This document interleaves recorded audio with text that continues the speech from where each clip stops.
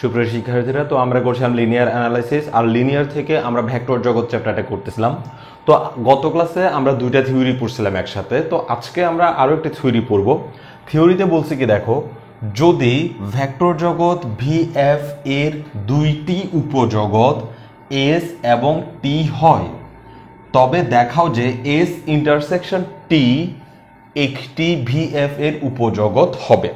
অর্থাৎ খুবই সিম্পল কথা, যে এই ভিএফ যে ভেক্টর জগৎটা আমরা দেখতে পাচ্ছি, এই ভেক্টর জগৎ থেকে আমরা দুইটা উপজগৎ নিছি, আর ওই দুইটি উপজগতের নাম আমরা দিছি এস এবং টি। তার মানে এখানে ক্লিয়ারলি স্বীকার করা আছে যে ভিএফ হচ্ছে একটা ভেক্টর জগৎ, ওর থেকে দুইটা উপজগৎ, খেয়াল করো, উপসেট না উপজগৎ নেওয়া হয়েছে।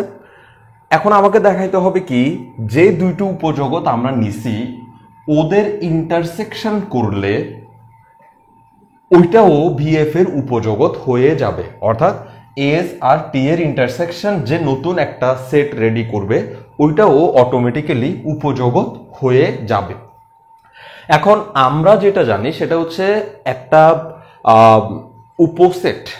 উপসেট তখনই উপজগৎ হতে পারবে যখন সে ভেক্টর জগতের সকল রুলস মেনে চলবে। তো এই কথাটা অনেক পুরনো, কিন্তু গত ক্লাসে আমরা দুটো উপপাদ্য নতুন করে শিখছিলাম। ওই দুটো উপপাদ্যের কথাবার্তা ছিল যে যদি কোনো একটা উপসেট ওই দুইটো উপপাদ্যের কথাবার্তাগুলো অ্যাটলিস্ট মেনে চলে, তাহলে তাকে আমরা উপজগৎ হিসেবে ঘোষণা করে দিতে পারি। অর্থাৎ গত ক্লাসটা করার আগ পর্যন্ত আমরা জানতাম যে একটা উপসেট তখনই উপজগৎ হতে পারবে যখন সে ভেক্টর জগতের সকল রুলস মেনে চলবে। আর গত ক্লাস করার পর আমরা জানতে পারছি যে একটা উপসেট উপজগৎ হবার জন্য ভেক্টর জগতের সবগুলো রুলস জানার দরকার নাই, সবগুলো রুলস মেনে নেওয়ার দরকার নাই। জাস্ট গত ক্লাসে আমরা যে দুইটো উপপাদ্য শিখছি, ওই দুইটো উপপাদ্যের যে নিয়মগুলো ছিল সেগুলো মেনে চললে তাকে আমরা উপজগৎ বলে ঘোষণা করে দিতে পারি। এখন আমরা এই উপপাদ্যের যে কনসেপ্টটা ব্যবহার করব সেটা হচ্ছে গত ক্লাসের লাস্টে যে উপপাদ্যটা শিখছি সেই কনসেপ্টটা। তো একটু দেখি যে গত ক্লাসের লাস্ট যে উপপাদ্যটা আমরা শিখছি সেই উপপাদ্যে কি কি বিষয় থাকলে একটা উপসেট উপজগৎ হয়ে যায়। গত ক্লাসে প্রথম বিষয়টা ছিল যে ডাব্লিউ যেন ফাঁকা সেট না হয়, ডাব্লিউ যেন ফাঁকা সেট না হয়। অর্থাৎ ডাব্লিউ এর ভিতরে একটা না একটা উপাদান থাকবেই, একদম জিরো হইলেও থাকবে, জিরো ভেক্টর হইলেও থাকবে। অর্থাৎ ডাব্লিউ এর ভিতরে জিরো ভেক্টরটা অ্যাটলিস্ট থাকতে হবে, জিরো ভেক্টর থাকতে হবে, জিরো ভেক্টরটা ডাব্লিউ এর ভিতরে থাকতে হবে। এটা ছিল প্রথম রুলস, লাস্টে যেটা শিখছিলাম গত ক্লাসে। আর অবশ্যই এটা ফার্স্টের রুলসেও ছিল, গত ক্লাসে যেটা প্রথম উপপাদ্য শিখছি সেই প্রথম উপপাদ্যটাও এই কথাটা বলা ছিল। আর 2 নাম্বার রুলসটা ছিল যদি আমরা আলফা কমা বিটা এই ধরনের কোনো স্কেলার এফ থেকে নিই, যদি আমরা আলফা কমা বিটা ফিল্ড থেকে নিই এবং সেই সাথে আমরা ভেক্টর দুইটা ভেক্টর ইউ এবং ভি কে যদি ডাব্লিউ থেকে নেই, যেহেতু এখানে ডাব্লিউটাই উপজগৎ হওয়ার চেষ্টা করতেছে সেজন্য ডাব্লিউর কথা বলছি, ডাব্লিউ থেকে নেই, তবে এই আলফা যেটা সেটা ইউর সাথে গুণ হবে, এই আলফা ইউর সাথে গুণ হবে, প্লাস এই বিটা যেটা সেটা ভি এর সাথে গুণ হবে, বিটা যেটা সেটা ভি এর সাথে গুণ হবে, এবং এই যোগফলটাও ডাব্লিউ এর ভিতরে যদি থাকে তাহলে আমরা ডাব্লিউ কে উপজগৎ বলে দিতে পারি, ডাব্লিউ উপজগৎ। এই রুলসটা আমরা গত ক্লাসে শিখছিলাম লাস্ট। আর আমরা এখন যেটা করব সেটা হচ্ছে এই কনসেপ্টটার মাধ্যমে আমরা এই এস ইন্টারসেকশন টি যে একটা উপজগৎ সেটা আমরা প্রমাণ করে দেখানোর চেষ্টা করব। অর্থাৎ আজকের উপপাদ্যটাকে প্রমাণ করতে সাহায্য করবে গত ক্লাসে আমরা লাস্টে যে উপপাদ্যটা শিখছিলাম সেই উপপাদ্যের প্রশ্নটা। ওকে, তাইলে দেখো একটু আমরা প্রথমে একটু খেয়াল করি যে এখানে এস এবং টি দুজনেই কিন্তু উপজগৎ বলা আছে। তার মানে এস এবং টি দুইজনেই উপজগৎ যেহেতু হয়েছে সেহেতু সে এই দুইটা রুলসকে মেনে চলে। কারণ হচ্ছে আমরা গত ক্লাসে উপপাদ্যটাতে পড়ছি যে ডাব্লিউ তখনই উপজগৎ হবে, বা যে কোনো একটা উপসেট তখনই উপজগৎ হবে যখন সে এই দুইটা রুলসকে মেনে চলবে। তাহলে এখানে এস পার্সোনালি এই দুটোটা রুলসকে মেনে চলে, অর্থাৎ এস এর ভিতরে ফাঁকা সেট বা অশূন্য ফাঁকা সেট নয় আর কি, এস ফাঁকা সেটের সমান নয় বা জিরো এস এর ভিতরে আছে। টি এরও একই অবস্থা, টি এর ভিতরেও জিরো আছে, অ্যাটলিস্ট জিরো ভেক্টর থাকবে। এবং এস এবং টি কে আমরা ঠিক এইভাবে প্রকাশ করতে পারি, অর্থাৎ এই alpha you plus beta v এইরকম জিনিসটা এস এর ভিতরেও আছে, alpha you plus beta v এরকম জিনিসটা টি এর ভিতরেও আছে। কারণ হচ্ছে এস এবং টি হচ্ছে আসলে উপজগৎ। এই কনসেপ্টটা আমরা একটু প্রথমে নেওয়ার চেষ্টা করি।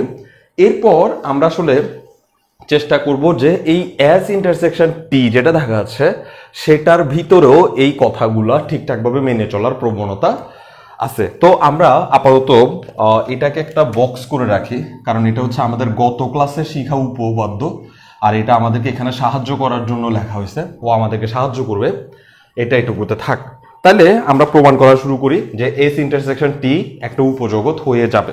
তো এখানে ইন্টারসেকশনের কিছু মৌলিক বিষয় আমাদের একটু জানা দরকার, যদিও আমি এগুলো এখন বলতেছি না, যখন আমি ইন্টারসেকশনের ব্যাপারগুলোকে বুঝাবো তখন আমি সেগুলো আলোচনা করব, আশা করি তোমরা বুঝবা তখন। তাহলে আমরা প্রমাণটা শুরু করি। প্রমাণ আমরা বলি যেহেতু এস ও টি উপজগৎ,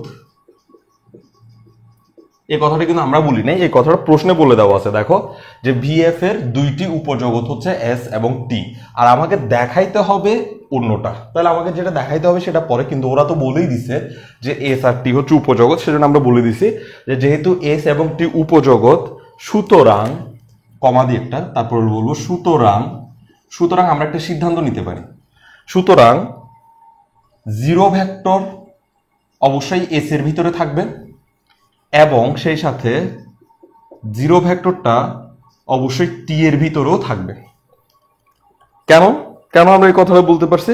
কারণ হচ্ছে উপজগৎ হওয়ার জন্য যে শর্তগুলো আমরা জানি সেই শর্তগুলোর মধ্যে লাস্ট যে শর্তটা আমরা পাইছিলাম সেটা এই শর্ত যে ডাব্লিউ তখনই উপজগৎ হবে যখন ডাব্লিউ ফাঁকা সেটের সমান হবে না, অর্থাৎ ডাব্লিউ এর ভিতরে জিরো ভেক্টর থাকবে, অ্যাটলিস্ট কোনো কিছু না থাকলেও জিরো ভেক্টর থাকবে, অর্থাৎ জিরো ভেক্টরটা থাকবেই। তাইলে এস এবং টি কে যেহেতু উপজগৎ বলে ঘোষণা করা হয়েছে প্রশ্নে, সেহেতু আমরা বলতে পারি যে এস এর ভিতরে অবশ্যই জিরো ভেক্টরটা ছিল এবং টি এর ভিতরেও জিরো ভেক্টরটা ছিল, না হলে সে উপজগৎ হবার কোনো প্রশ্নই আসে না। তাইলে আমরা বলতে পারি যে এরপর আমরা এখান থেকে লিখব যে ইহা নির্দেশ করে যে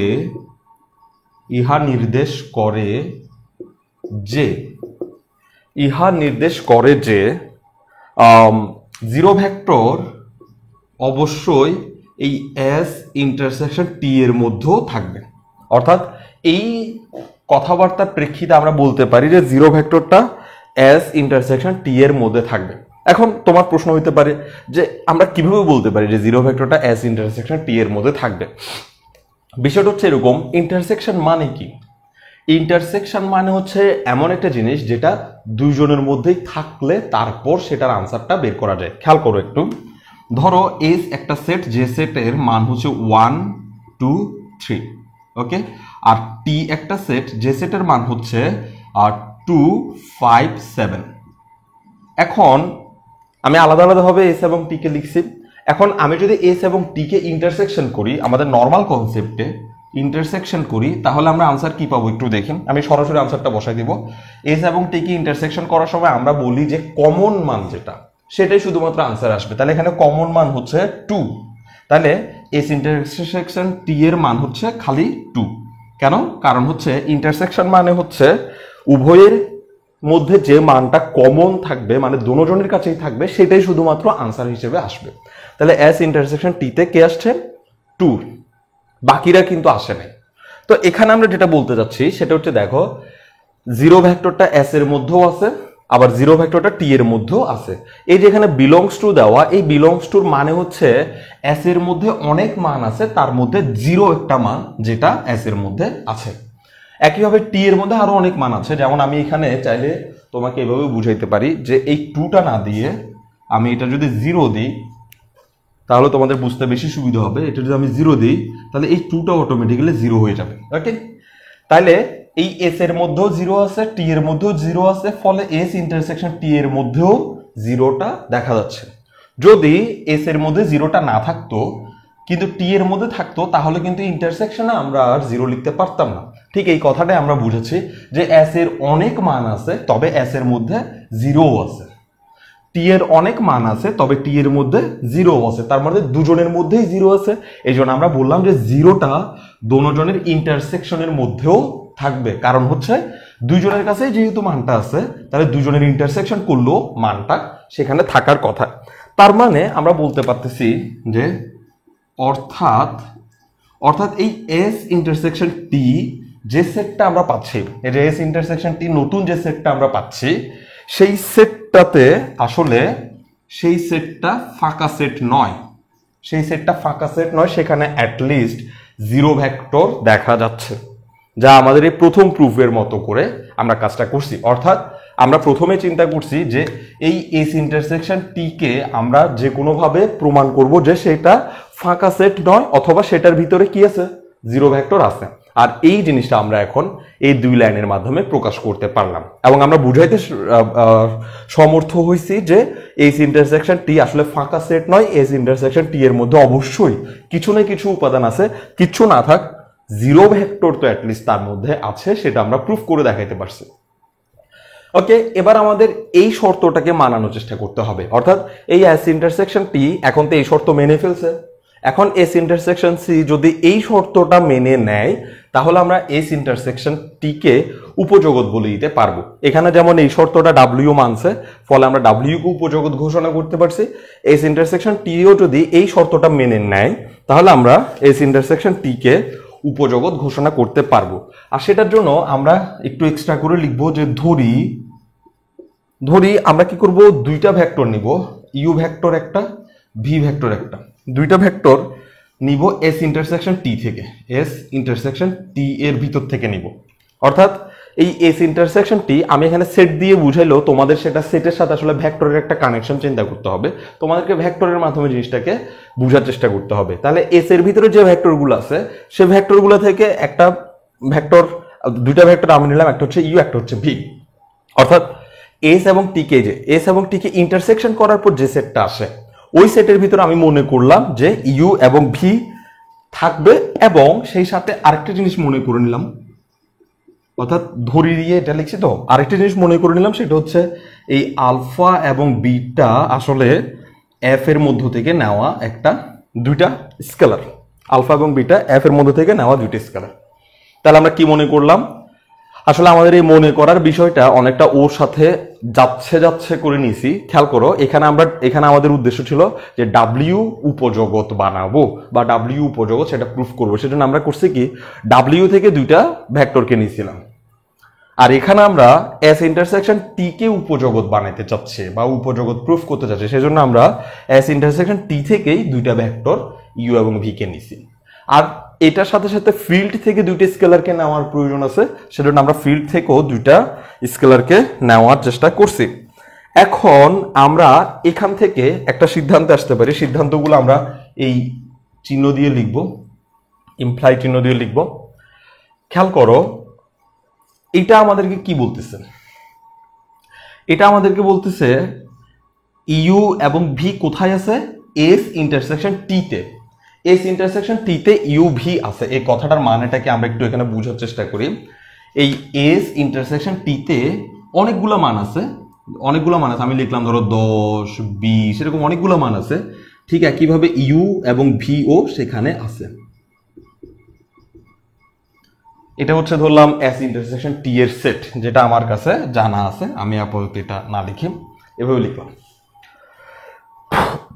তো এস ইন্টারসেকশন টি এর ভিতরে ইউ এবং ভি আছে, এর মানে হচ্ছে এই যে এস যে সেটটা তুমি দেখতে পাচ্ছ এই সেটের ভিতরেও কোনো না কোনো জায়গায় ইউ এবং ভি ছিল, টি সেটের ভিতরেও কোনো না কোনো জায়গায় ইউ এবং ভি ছিল, এবং সেটটা ভাবে অন্য কোনো মান দিয়ে বাকি আরো মান ছিল, সেগুলোর কথা আমরা লিখলাম না।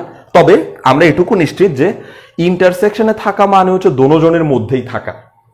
তাহলে এস ইন্টারসেকশন টি এর মধ্যে ইউ ভি পাওয়া যাচ্ছে, এর মানে হচ্ছে এই ইউভি মানটা এস এর মধ্যেও আছে, টি এর মধ্যেও আছে। কেননা যদি শুধুমাত্র এস এর মধ্যে ইউভি থাকতো, টি এর মধ্যে না থাকতো, তাহলে কিন্তু ইন্টারসেকশনে কখনো তাকে পাওয়া যাইতো না।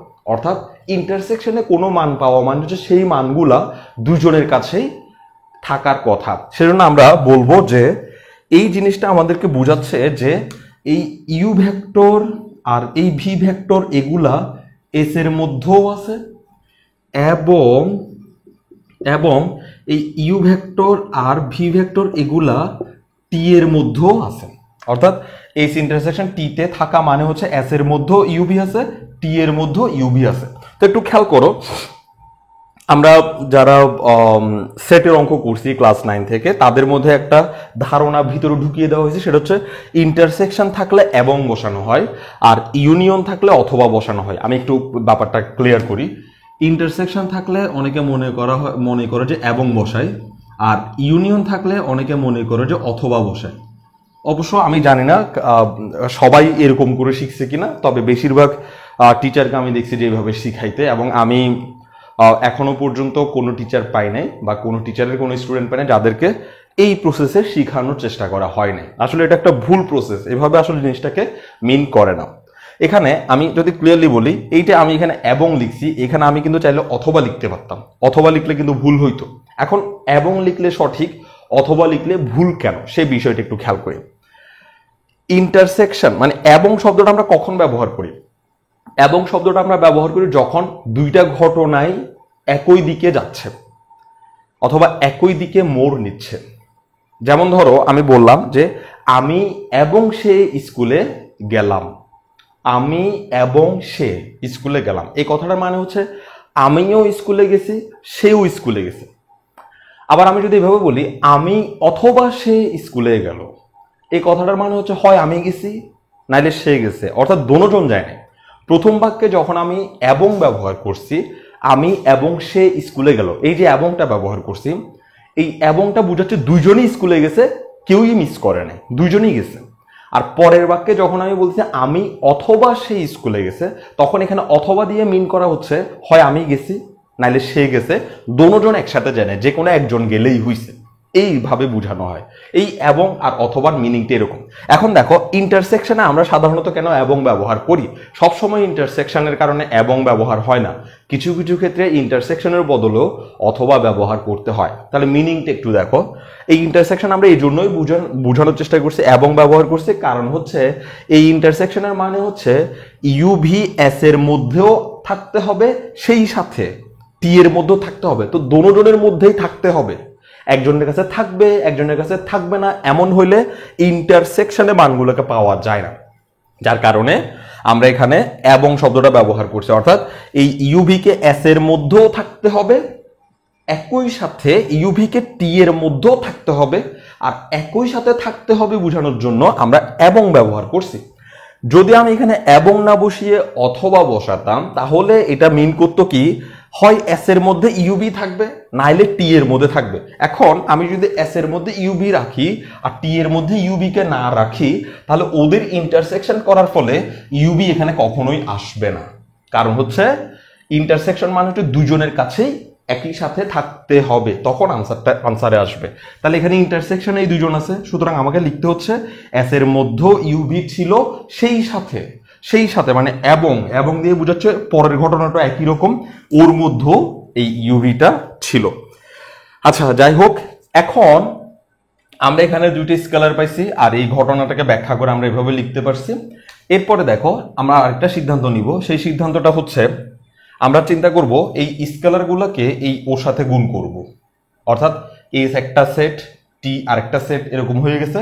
এই স্কেলার গুলোকে ওর সাথে গুণ করব। খেয়াল করো, এই আলফাকে আমি গুণ করব ইউর সাথে, ফলে আমরা পাবো আলফা ইউ, প্লাস এই বিটাকে আমরা গুণ করব ভি এর সাথে, ফলে আমরা পাবো বিটা ভি, এবং এটা এস এর মধ্যে থাকবে। এবং সেই সাথে এই আলফাকে আবার এই ইউর সাথে গুণ করব, ফলে আমরা পাবো আলফা ইউ, প্লাস এই বিটাকে আমরা ভির সাথে গুণ করব, ফলে আমরা পাবো বিটা ভি, এটাও টি এর মধ্যে থাকবে। এখন কথা হচ্ছে আমরা কিভাবে বুঝলাম এই আলফা ইউ এবং বিটা ভি এস এর মধ্যে থাকবে, মানে আলফা ইউ এবং বিটা ভি এর যোগফল এস এর মধ্যে থাকবে, আর এই আলফা ইউ এবং বিটা ভি এর যোগফল টি এর মধ্যে থাকবে, এটা আমরা কিভাবে বুঝলাম? এই লাইন থেকে এই লাইন থেকে দেখে কিন্তু আমরা বলতেই পারি না যে এটা এখানে আছে। এটা বুঝার পিছনে আসলে যুক্তিটা কি? যুক্তিটা হচ্ছে, খেয়াল করো, এই যে এখানে বলছে ডাব্লিউ কখন উপজগৎ হবে? যখন এই alpha you plus beta V ডাব্লিউর ভিতরে থাকবে। সহজ কথা, ডাব্লিউ তখনই উপজগৎ হতে পারবে যখন এই alpha you plus beta V ডাব্লিউর ভিতরে থাকবে। তো এস এবং টি কিন্তু অনেক আগে থেকেই উপজগৎ বলে ঘোষণা করে দেওয়া হয়েছে প্রশ্নে। দেখো, এস এবং টি কে প্রশ্নে উপজগৎ বলে ঘোষণা করে দেওয়া হয়েছে, এই জন্য আমরাও লিখছিলাম এস এবং টি হচ্ছে কি উপজগৎ। এস এবং টি যদি উপজগৎ হয়ে থাকে তাহলে এস এর ভিতরে অবশ্যই এই alpha you plus beta V S এর ভিতরেও আছে এবং alpha you plus beta v T এর ভিতরেও আছে। এই শর্ত না মেনে তারা উপজগৎ হতে পারে না। যেহেতু তারা উপজগৎ প্রশ্নে বলে দিছে, সেহেতু আমরা বলতেই পারি যে alpha you plus beta V S এর ভিতরে থাকবে এবং alpha you plus beta v T এর ভিতরেও থাকবে। তাহলে এটার পাশে আমরা যে কারণে এটা লিখতে পারছি তার কারণটা লিখবো। যেহেতু আমরা বলে দিব, যেহেতু এস ও টি উপজগৎ, যদি উপজগৎ না হইতো তাহলে আমরা এই লাইনটা কখনোই লিখতে পারতাম না। এস ও উপজগৎ, সুতরাং এস এর ভিতরে এরকম একটা ফিগার থাকবে alpha you plus beta V টাইপসের। টিও উপজগৎ, ফলে টি এর ভিতরে এরকম একটা ফিগার থাকবে alpha you plus beta v. না হলে আমরা তাকে উপজগৎ বলতে পারি না। যেহেতু আমরা উপজগৎ বলে ফেলছি সেহেতু এই কথাটা আমাদেরকে মেনে নিতে হবে। এবার দেখো, এর পরের লাইনে আমরা কি সিদ্ধান্ত আসতে পারি? এটা আমাদের লাস্ট সিদ্ধান্ত এবং এর সাথে শুধু উপপাদ্যটা শেষ হয়ে যাবে।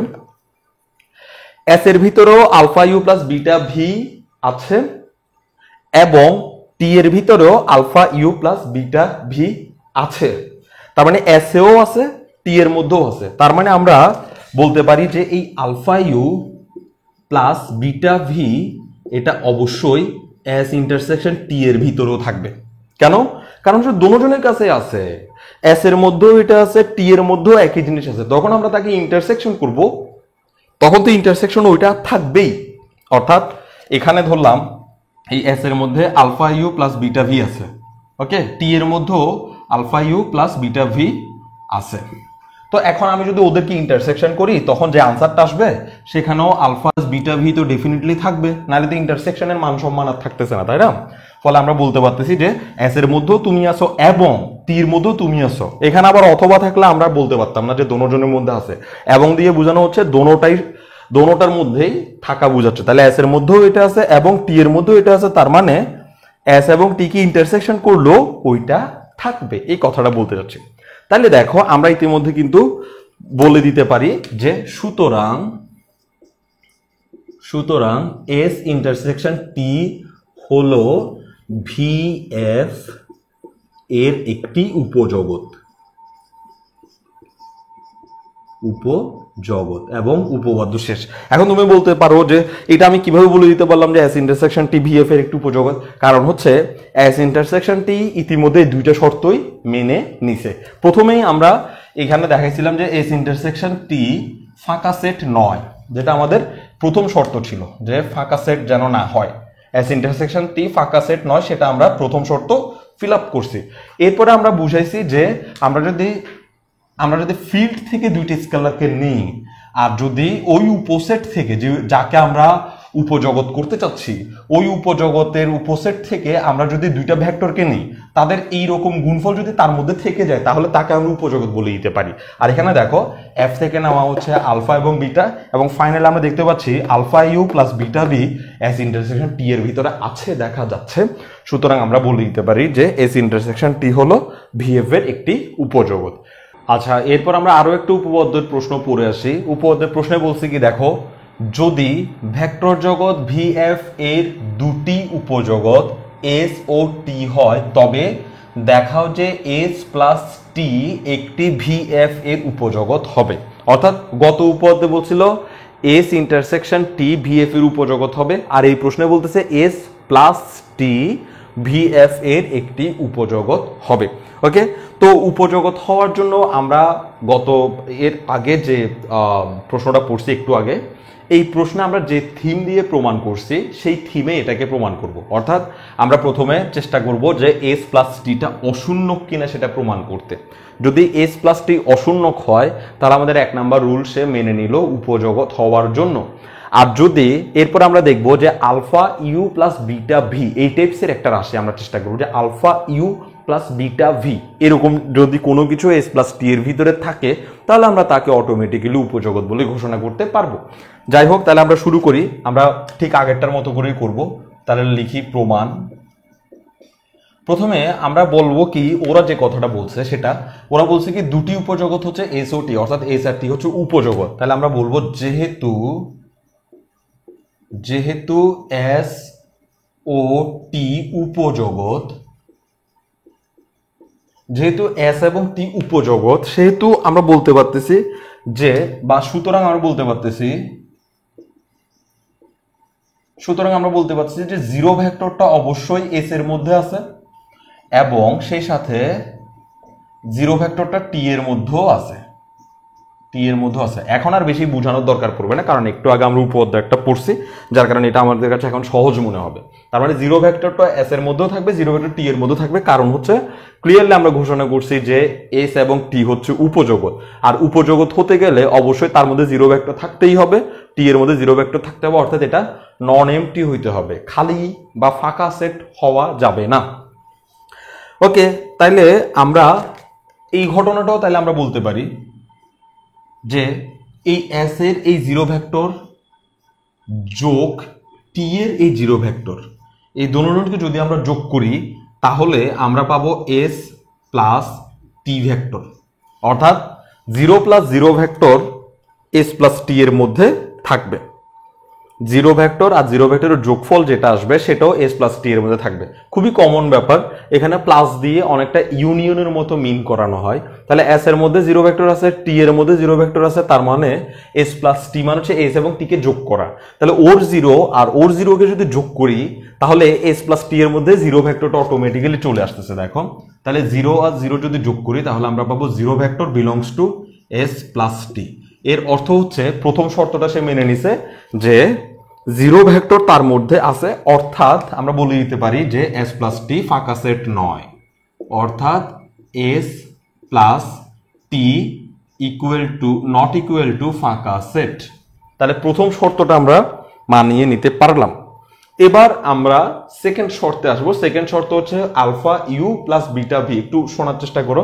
এই যে এখানে লিখছিলাম আমি আগেরটা প্রমাণ করার সময়, আমি আরেকবার লিখে রাখতেছি যে আমরা কি করব, আলফা এবং বিটাকে নিব কোত্থেকে, এফ থেকে, এবং সেই সাথে করব কি দুইটা ভেক্টর নিব ইউ এবং ভি, সেগুলো নিলাম ডাব্লিউ থেকে।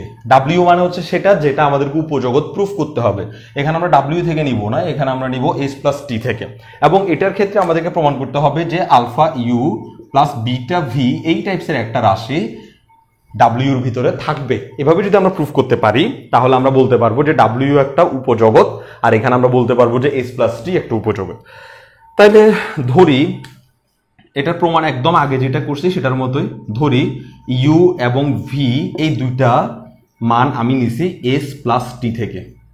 ইউ এবং ভি দুইটা মান আমি এস প্লাস টি থেকে নিছি, অর্থাৎ এস এবং টি কে যোগ করলে আমরা ইউ এবং ভি কে পাচ্ছি, যেখানে ইউ ভেক্টর মানে হচ্ছে you one plus you two, আর ভি ভেক্টর মানে হচ্ছে V one plus V two. U one vector এগুলা, ফলে নিচে একটা দাগ দিতে হবে। তাহলে আমরা বললাম কি ইউ এবং ভি এই দুইটা ভেক্টরকে আমরা কোত্থেকে নিছি, এস প্লাস টি থেকে নিছি, যেখানে ইউ ভেক্টরের চেহারা হচ্ছে you one plus you two টাইপসের এবং ভি ভেক্টরের চেহারা হচ্ছে V one plus V two টাইপসের। এটা দেখতে একটু বিশ্রী লাগতেছে যে এই জিনিসটা আবার অদ্ভুতভাবে এখানে কিভাবে আসলো। বিষয়টা আমি একটু ব্যাখ্যা করি। এস এবং টি কে যখন আমরা যোগ করব, একটু খেয়াল করো, ধরো এস এর ভিতরে যে মানগুলো আছে সেই মানগুলো হচ্ছে ইউ ওয়ান এবং ইউ টু, খুব ভালো করে খেয়াল করো।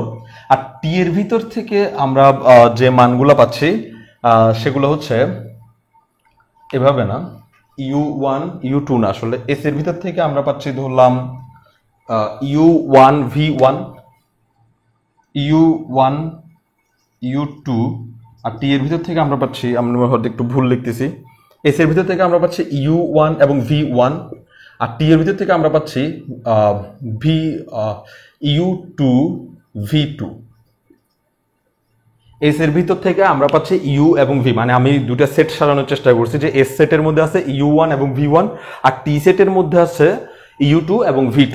এখন আমি এদের দুজনকে যোগ করব, খেয়াল করো, এস এবং টি কে যোগ করব, যোগ করে একটা নতুন সেট পাবো। তো যোগের নিয়ম হচ্ছে এই প্রথম উপাদানটা প্রথম উপাদানের সাথে যোগ হবে, তাহলে আমরা পাচ্ছি u1 প্লাস u2, তারপরে একটা কমা হবে, আর তারপরে দ্বিতীয় উপাদানটা দ্বিতীয় উপাদানের সাথে যোগ হবে v1 প্লাস v2। এখন দেখো এই যে এস প্লাস টি এর ভিতরে যে রাশিটা আসছে সেই রাশিগুলো কিন্তু যোগ টাইপসের থাকবে। কেন? কারণ হচ্ছে সেটটাই হচ্ছে এস প্লাস টি টাইপসের সেট, অর্থাৎ এস এর একটা উপাদানের সাথে টি এর একটা উপাদান যোগ হবে। এখন আমি করলাম কি, এই u1 প্লাস u2 কে নতুন করে নাম করছি, নাম দিছি ইউ ভেক্টর, শুধু ইউ ভেক্টর, আর v1 প্লাস v2 কে আমি নতুন করে নাম দিছি শুধু ভি ভেক্টর। ফলে আমরা পাইলাম কি, এস প্লাস টি এর মধ্যে দুইটা ভেক্টর নিয়েছে, একটা হচ্ছে ইউ ভেক্টর, একটা হচ্ছে ভি ভেক্টর। এই ইউ ভেক্টর কিন্তু আসলে ইউ ভেক্টর নয়, ইউ ভেক্টরের আরেকটা পরিচয় আছে, সেটা হচ্ছে u1 প্লাস u2। আর ভি ভেক্টর যদিও আমরা দেখতেছি ভি ভেক্টর, কিন্তু ভি ভেক্টরের আসল পরিচয় হচ্ছে v1 প্লাস v2। এই জন্য আমরা এখানে লিখছি যে এস প্লাস টি থেকে আমরা দুইটা ভেক্টরকে নিয়েছি, একটা হচ্ছে ইউ ভেক্টর, একটা হচ্ছে ভি ভেক্টর। যেই ইউ ভেক্টরের আসল পরিচয় হচ্ছে u1 প্লাস u2, আর ভি ভেক্টরের আসল পরিচয় হচ্ছে v1 প্লাস v2। তারপরে আমাদেরকে আরেকটা কথা লিখতে হবে, এবং আরেকটা ঘটনা ঘটছে, সেটা হচ্ছে এই u1 ভেক্টর এবং v1 ভেক্টর গুলো নেওয়া হয়েছে এস থেকে। এই দেখো u1 ভেক্টর এবং v1 ভেক্টর গুলো ছিল এস এর ভিতরে, আর হচ্ছে কমা দিয়ে লিখতে পারি, অথবা কমা দিয়ে লিখি, কমা u2 ভেক্টর এবং v2 ভেক্টর গুলোকে নেওয়া হয়েছে আসলে টি থেকে। এই যে u2 ভেক্টর এবং v ভেক্টরকে নেওয়া হয়েছে টি থেকে। এই ঘোষণাগুলো আমরা একটু দিয়ে নিছি। তাহলে কাহিনীটা কি, ইউ ভেক্টর এবং ভি ভেক্টর আমরা এস প্লাস টি থেকে নিছি, যেখানে ইউ ভেক্টরটা দেখতে আসলে যেহেতু এস প্লাস টি মানে দুইজনের যোগফল, সেহেতু ইউর দুইটা উপাংশ থাকবে, একটা এস উপাংশ একটা টি উপাংশ। এই যে এস প্লাস টি, এস উপাংশ টি উপাংশ, ওইভাবে ভাগ করে করে আমরা লিখছি। এখন আমরা যেটা করব সেটা হচ্ছে এই যে এই রুলসটাকে আমরা আসলে মানানোর চেষ্টা করতেছি। ফলে আমরা একটা স্কেলার নেব। এখানে দেখো একটা স্কেলার আছে আলফা কমা বিটা, এই স্কেলারটা আছে। তাহলে আমরা বলবো এখন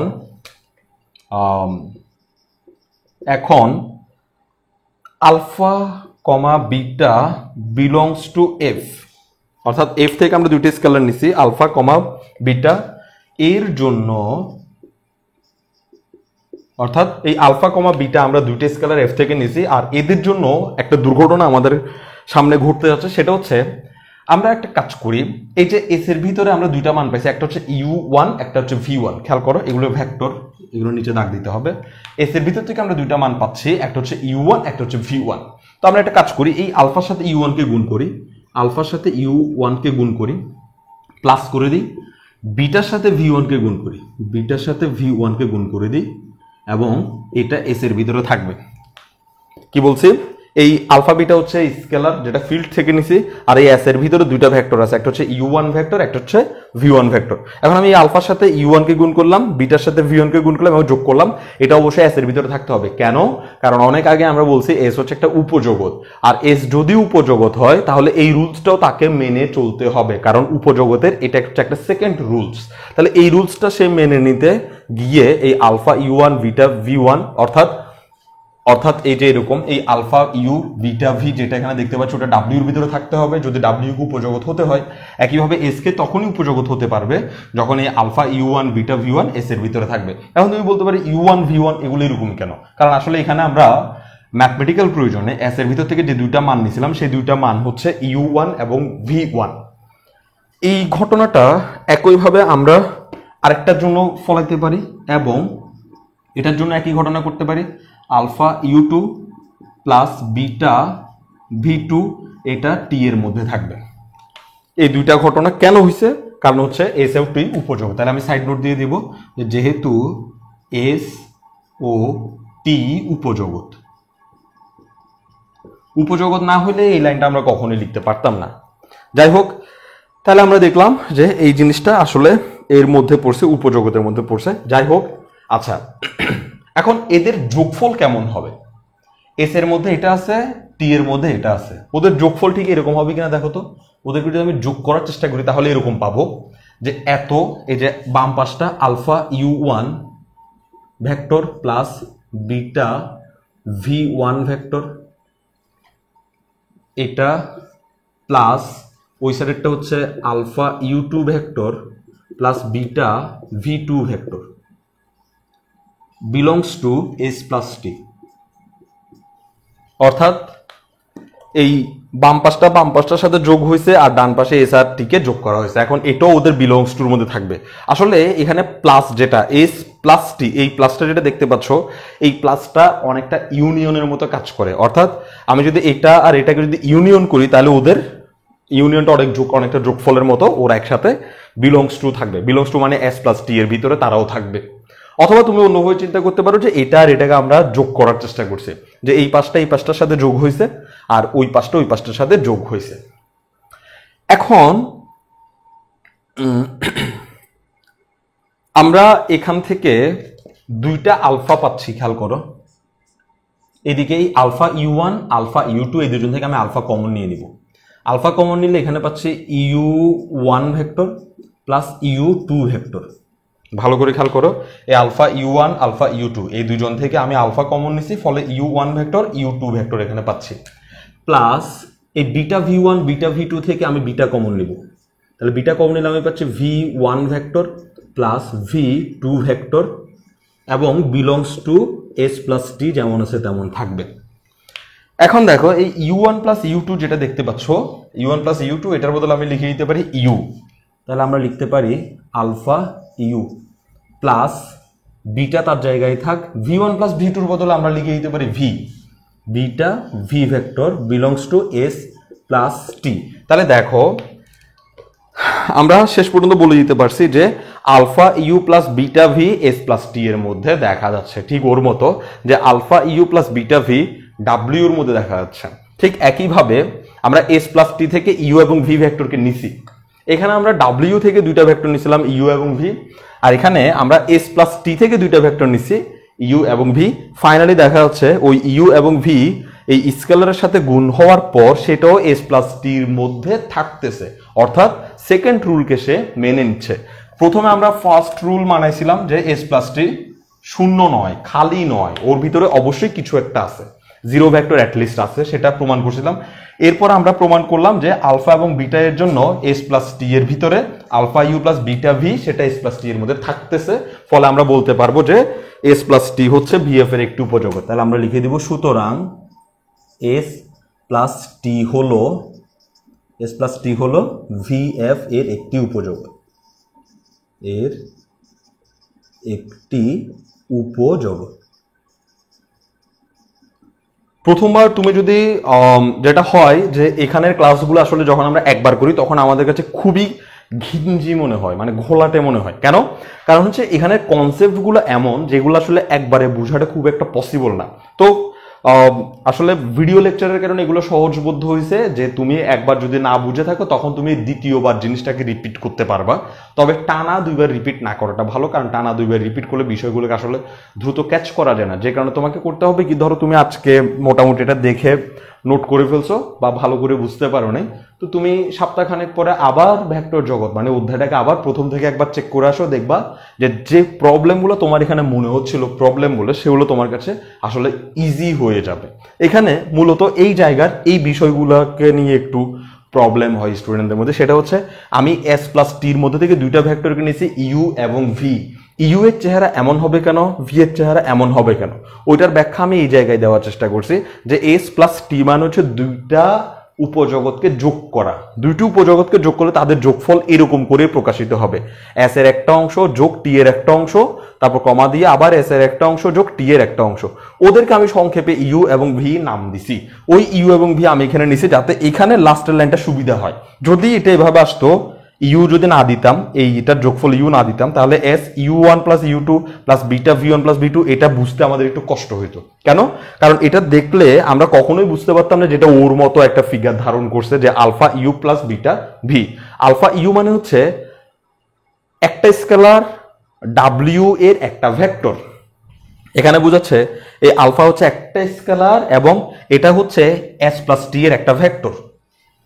তারপরে এটা বুঝাচ্ছে বিটা ভি মানে হচ্ছে বিটা হচ্ছে আরেকটা স্কেলার এবং ডাব্লিউ থেকে নেওয়া আরেকটা ভেক্টর। এখানে এটা বুঝাচ্ছে বিটা একটা স্কেলার এবং এই v one plus V two হচ্ছে এস প্লাস টি থেকে নেওয়া আরেকটা ভেক্টর, এবং ওদের যোগফলগুলো এস প্লাস টির মধ্যে আছে। তো এখানেই আমরা শেষ করতে পারতাম যদি আমরা এই কথাগুলো না নিতাম।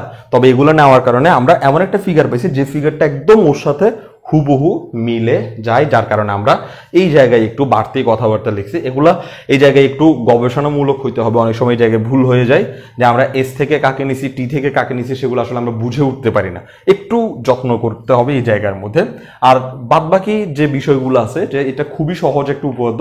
আমরা আজকে যে দুটো উপপাদ্য শিখছি, এটা এবং এর আগেরটা, এই দুটো উপপাদ্যের গঠনশৈলী প্রায় একই রকমের। দুইটো উপপাদ্যে আমাদেরকে প্রথমে ফাঁকা সেট নয় সেটা প্রমাণ করতে হয়েছে এবং লাস্টে এটা প্রমাণ করতে হয়েছে। তারপরে আমরা বলতে পারছি যে এস প্লাস টি, আর ওইটার মধ্যে বলতে একটা উপজগৎ, আর ওইটার মধ্যে বলতে পারছিলাম যে এস ইন্টারসেকশন টি হচ্ছে একটা উপজগৎ।